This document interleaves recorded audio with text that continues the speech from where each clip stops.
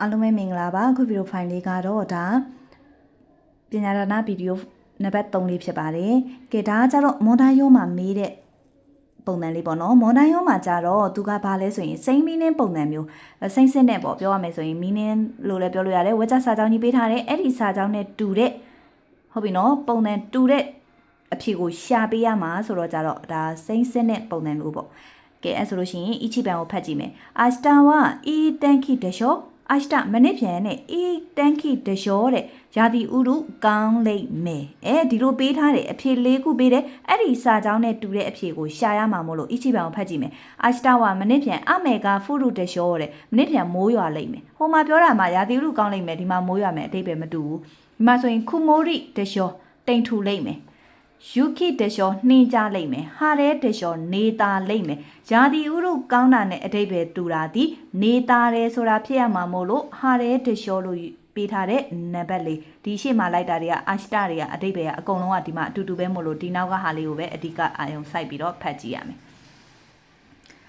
နံပါတ်1ဆိုရင်ဝါတာရှိဝခုရမိုနိုအိုခါအီမတ်တာကျွန်တော်ကခုရမိုနိုဆိုတာတက်သီးဝလံကိုပြောတာအသီးတွေကိုပြောတာအဲ့ဒါကိုခါအီမတ်တာဝယ်ခဲ့တယ်တဲ့ဒီမှာဝါတာရှိဝကျွန်တော်ဒီနိုးတိုရအမ်ပီဆော့နှုတ်စာအုပ်နဲ့ခဲတံကိုဝယ်ခဲ့တဲ့ဆိုင်လားအသီးနဲ့နှုတ်စာအုပ်နဲ့ခဲတံဆိုင်မဆိုင်လားမှားတယ်ကျွန်တော်ကားတဲ့9ရဲနိခုအသားရဲကိုဝယ်ခဲ့တဲ့အသီးမှားတယ်ရင်ဂောရမိကန်အိုခါအီမတ်တာပန်းသီးနဲ့လိန်မော်သီးကိုဝယ်ခဲ့တယ်ဆိုမှတော့အသီးတီပန်းသီးတွေလိန်မော်သီးတွေဒီခူရာမိုနိုဆိုတဲ့အထဲမှာပါတဲ့အတွက်နံပါတ်3ဖြစ်နိုင်တယ်နံပါတ်4ရောဖတ်ကြည့်လိုက်အောင်ကျွန်တော်ကားတဲ့စရဆိုတာပကံပြားရဲကော့ပုခွေရဲကိုဝယ်ခဲ့တယ်ဆိုတော့အသီးနဲ့သက်ဆိုင်တာဒီနံပါတ်3တစ်ခုတည်းပါပါတယ်ပန်းသီးနဲ့လိန်မော်သီးမို့လို့အဖြေနံပါတ်3ကိုရွေးရမယ်ဟုတ်ပြီနော်စာမွေးမှာဒီလိုပုံစံလေးလာမယ်ပေးထားတဲ့စာကြောင်းတစ်ကြောင်းရှိမယ်အဲ့ဒီစာကြောင်းနဲ့ရည်ရွယ်ချက်တူတဲ့ဘာသာပြန်တူတဲ့ဟာပေါ့နော်ဒါလေးကိုရွေးပေးရမယ်နံပါတ်3ခိုဘာယာရှိဆန်ဝခိုဘာယာရှိဆန်ဒီဆူဇက်ကီဆန်နိဟွန်အိုခါရီမတ်တာဆူဇက်ကီဆန်နိဒီအားလည်းဖြစ်နိုင်တယ်စီကလည်းဖြစ်နိုင်တယ်ဟွန်အိုခါရီမတ်တာခါရီမတ်ကကြတော့ချေးယူတီငှားယူတီချေးငှားယူတီဆိုတဲ့သဘောချေးယူတာ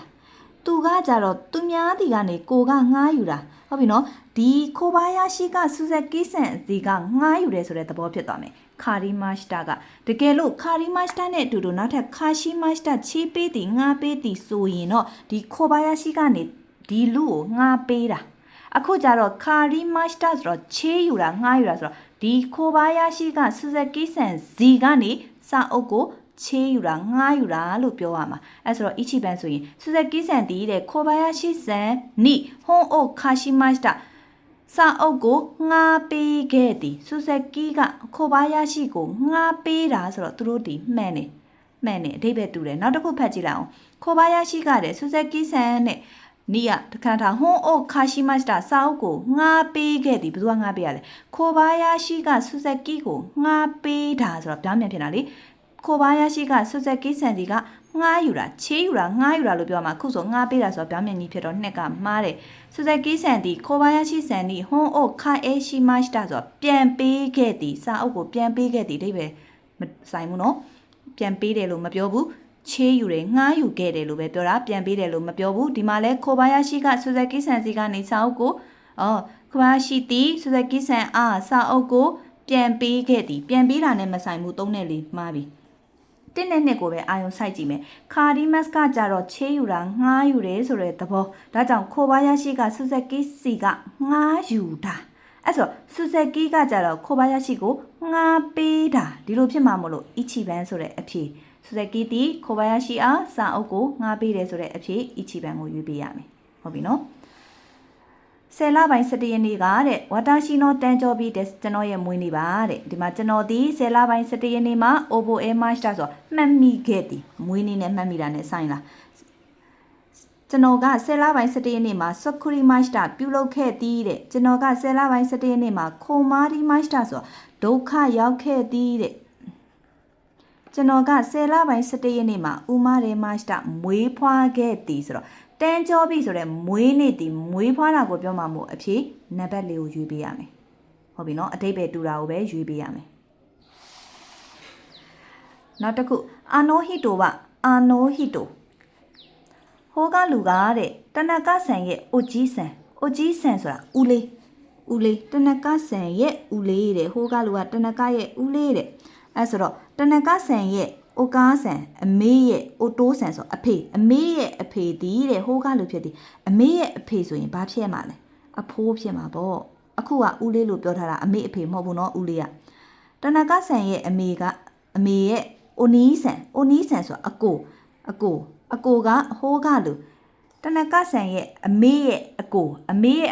ဟိုးကလူအမေရဲ့အကိုနဲ့ဦးလေးနဲ့တူလားမတူဘူးလားတူတယ်လေဦးလေးဆိုတာကို့အမေရဲ့အကိုမို့လို့အဖြေနိဗ္ဗာန်နံပါတ်3ဖတ်ကြည့်အောင်တနကဆန်အမေရဲ့အီမိုတိုဆန်ညီမလေးနဲ့ဦးလေးနဲ့ဆိုင်လားအမေညီမကဦးလေးလားမဟုတ်ဘူးเนาะအတော်ဖြစ်ရမယ်ဒါကြောင့်နံပါတ်3ပါတယ်တနကဆန်ရဲ့အမေရဲ့အိုကားဆန်အမေ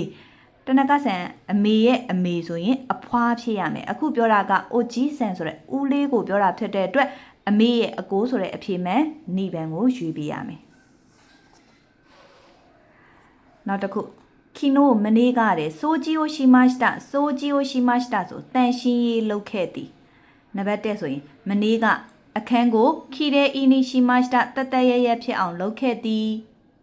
ဒါဆိုတန်ရှင်းရေးလုပ်တာနဲ့တရဖြစ်အောင်လုပ်တာနဲ့ကတူတယ်အဲဆိုတော့အီချီပန်ဖြစ်နိုင်တယ်နှစ်ကိုစဉ်းစားမယ်မနေ့ကတဲ့အဝက်စားတွေကိုအာရာအီမရှိဆိုစေကြောခဲ့သည်ဆိုတာတဲ့လျှော်ခဲ့တယ်မနေ့ကအဝက်စားတွေကိုလျှော်တယ်တဲ့တန့်ရှင်းလောက်တာဆိုတာဒီအဝက်စားလျှော်တာကိုပြောတာမဟုတ်ဘူးအခန်းတွေကိုတရဖြစ်အောင်လုပ်ရတာမလို့အဖြေကအီချီပန်ထွက်ပြီးသားဒါပေမဲ့ကိုကဒီအောက်ကအဖြေလေးတွေကိုဖတ်ကြည့်တာလေနော်မနေ့ကတဲ့ဖူရိုနီဟာအီဒီမတ်တာတဲ့ရေချိုးကန်းဝင်ခဲ့သည်တဲ့တန့်ရှင်းလောက်ပါတယ်ဆိုရေချိုးကန်းဝင်တာနဲ့မတူဘူးနော်မနေ့ကတဲ့ပကံများကိုနာရဘေမတ်တာစီခဲ့သည်ပကံများစီတယ်ဆိုလဲတက်ရအောင်လောက်တာပဲလို့ဖြစ်ကောင်းဖြစ်နေတယ်ဒါပေမဲ့စိုးကြည့်ဆိုတဲ့တန့်ရှင်းလောက်တာဒီအခန်းကိုမှတရဖြစ်အောင်လုပ်တယ်ဆိုတာကပို့ပြီးတော့မှန်တာမို့လို့အဖြေကအီချီပန်ကိုပဲရွေးပေးမယ်ဟုတ်ပြီနော်အစတဲ့တပတ်ခါတဲ့ရှီကောတိုအိုယာဆူမီမတ်အလုတ်ကိုအနာယူမယ်မနေ့ပြန်အလုတ်နားတယ်ပေါ့အဲ့ဆိုနံပါတ်1ဆိုတပတ်ခါတဲ့ခိုင်းရှာတဲ့ဟာတာရာခိမတ်ကုမ္ပဏီမှာအလုတ်လုပ်မယ်အနာယူတာနဲ့အလုတ်လုပ်တာနဲ့တူမမတူတာမှားတယ်တပတ်ခါကုမ္ပဏီကို ikimas သွားမယ်တဲ့ကုမ္ပဏီသွားတယ်ဆိုရင်အလုပ်လုပ်တယ်ဖြစ်မှာလေဒီမှာအနားယူတယ်ဆိုတော့မှားတယ်အစတဲ့တပတ်ခါရှီကောတိုအိုရှိမဆန်အလုံးမလုပ်ဘူးအနားယူမယ်ဆိုမှတော့အလုံးမလုပ်ဘူးဆိုတဲ့အဖြေကမှန်လို့နံပါတ်3လေးကိုဖတ်ကြည့်အောင်တပတ်ခါအလုပ်ကိုရှိမတ်လုပ်မယ်အလုပ်လုပ်မယ်ဆိုမှတော့နားယူတာနဲ့မတူတူတာကိုဖြေပေးရတာဖြစ်တဲ့အတွက်အဖြေနံပါတ်3ဖြစ်ပါတယ်ဒါလေးကကြတော့မွန်နိုင်ရုံးမှာဒီလိုမျိုးဝါကျစာကြောင်းတစ်ခုပေးမယ်အဲ့ဒီစာကြောင်းနဲ့အတိတ်ပဲတူတဲ့အဖြေမှန်ကိုရွေးပေးရတယ်အဖြေလေးခုပေးတယ်မှန်ကန်တဲ့အဖြေလေးကိုရွေးခိုင်းတဲ့ဟာလေးပေါ့နော်